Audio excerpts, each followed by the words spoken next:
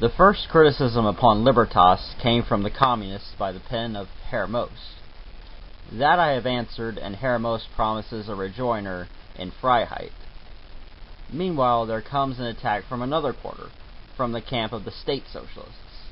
In their official organ, Der Sozialist, in their official organ, Der Sozialist, one of its regular writers, J.G., devotes 2 columns to comments upon my paper, State Socialism and Anarchism. Under the heading Consistent Anarchists, he first institutes a contrast between the anarchists and the communists who call themselves anarchists, which is complementary to the former's consistency, logic, and frankness, and then proceeds to demolish the logical anarchists by charges of absurdity, nonsense, and ignorance, bringing about all the changes in these substantives and their kindred adjectives that the rich German vocabulary will allow. Now I submit that if the anarchists are such ignoramuses, they do not deserve 2 columns of attention in Der Sozialist.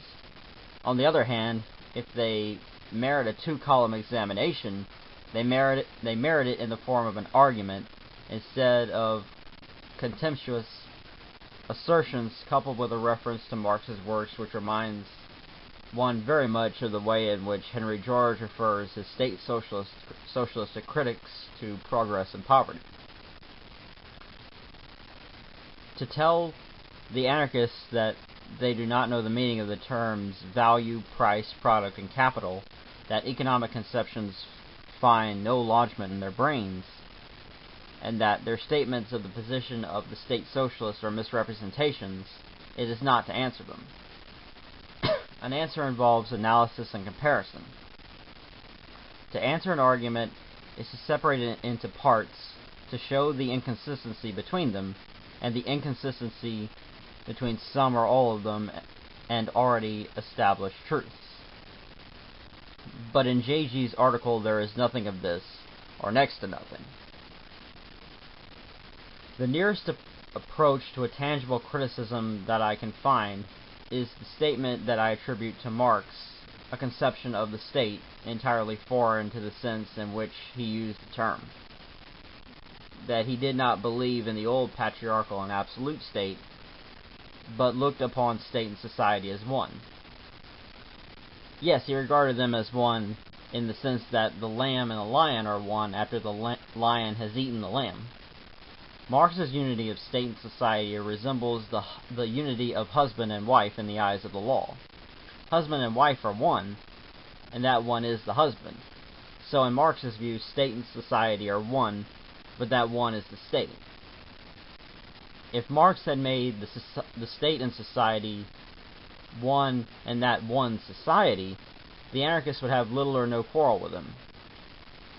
For to the anarchists, society simply means the sum total of those relations between individuals which grow up through natural processes unimpeded by external constituted authoritative power.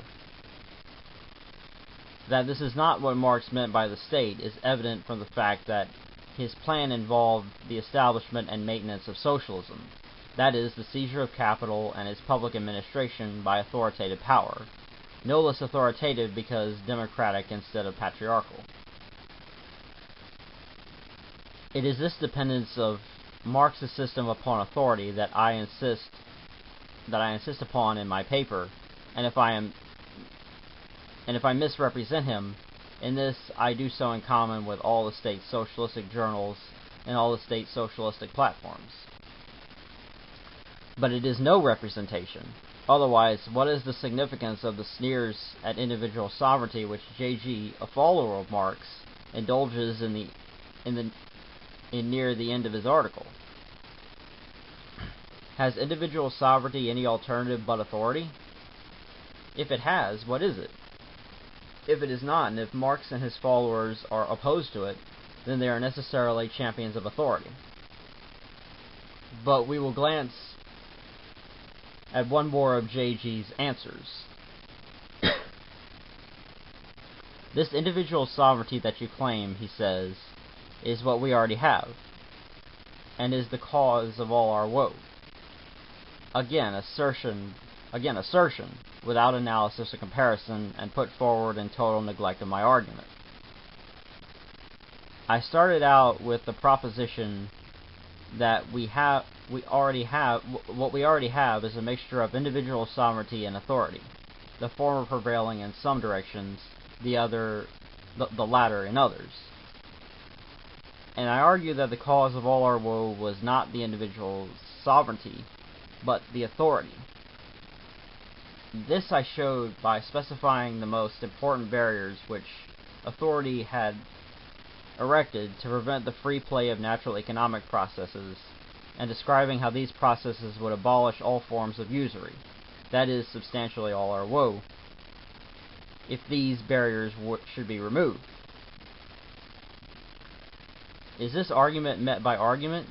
Not a bit of it. Humph, says J.G.